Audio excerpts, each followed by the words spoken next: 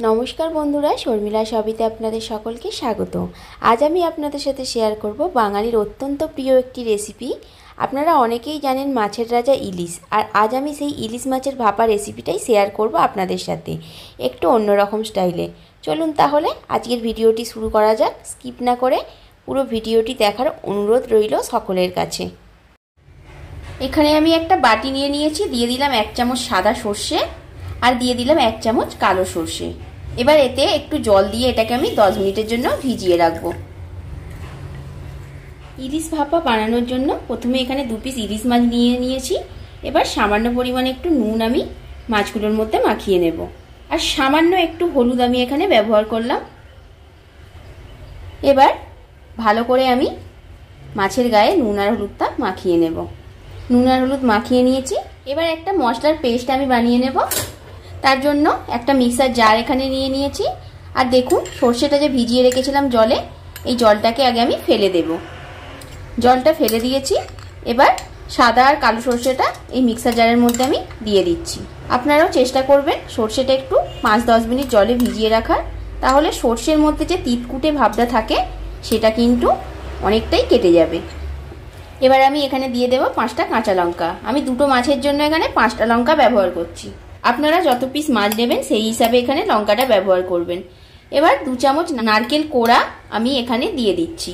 এবার আমি দিয়ে দেব সামান্য পরিমাণে একটু নুন, সামান্য একটু হলুদও আমি এখানে দিয়ে দিচ্ছি। আর আমি এখানে দিয়ে দেব 2 চামচ টক দই। এবার এটাকে একটা পেস্ট বানিয়ে নেব। যেহেতু টক দই দিয়েছি আর এখানে জল আমি ব্যবহার করব না। একটা টিফিন কৌটো এখানে নিয়ে নিয়েছি। এবার মশলার পেস্টটা আমি এখানে পুরোটা দিয়ে দেব। মিক্সার জারটা ধুয়ে অল্প একটু জল এখানে আমি দিয়ে দিচ্ছি। আপনাদের মশলাটা যদি অলরেডি পাতলা থাকে তাহলে কিন্তু আর জল দেওয়ার এখানে প্রয়োজন নেই। নুনটা আমি আগেই দিয়েছিলাম, তাই এখানে প্রয়োজন মতো বুঝে ব্যবহার করবেন। সামান্য পরিমাণ আমি একটুখানি হলুদ দিলাম কালারটা আনার জন্য। সব শেষে যেটা দেব সেটা হচ্ছে সর্ষের তেল। বেশ খানিকটা সর্ষের তেল আমি এখানে দিয়ে দিলাম। এবার চামচের সাহায্যে ভালো করে আমি এটাকে মিশিয়ে নেব। খুব ভালো করে মিশিয়ে নিয়েছি।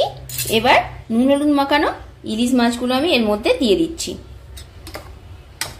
চামচের সাহায্যে মশলাগুলো একটু মাছের গায়ে আমি মাখিয়ে নিচ্ছি। আমার আজকের এই ইলিশ ভাপা রেসিপিটি যদি আপনাদের ভালো লেগে থাকে তাহলে অবশ্যই একটা লাইক, কমেন্ট, শেয়ার করবেন।